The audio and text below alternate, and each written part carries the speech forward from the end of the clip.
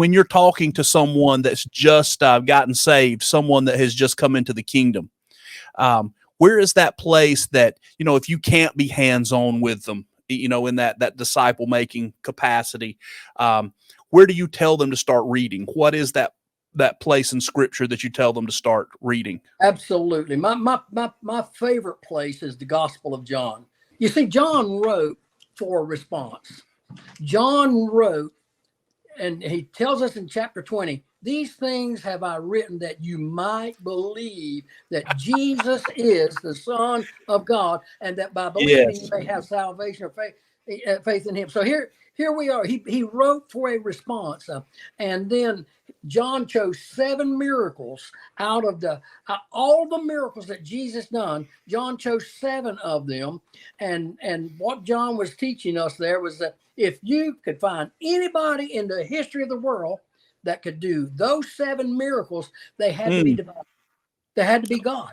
No man could ever do that. Turn the water into wine, the healing of the nobleman's son, chapter 4, and the healing of the man at the pool of Bethesda, in chapter 5, the feeding of the 5,000, which is recorded by all 4 gospel writers in John chapter 6.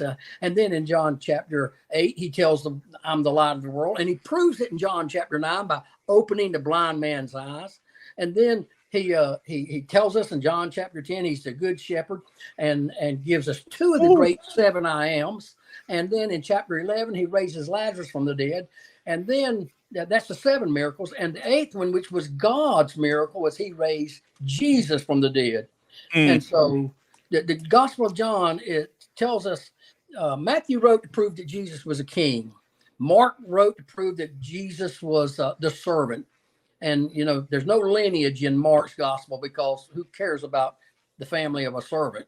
And then there was Luke, who wrote to prove that he was man, gives the lineage of Jesus through Mary. And then John wrote to prove that he was the Son of God.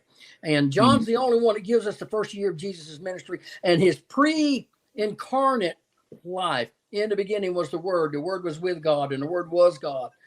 And so it tells us about Jesus' existence before he came into the world.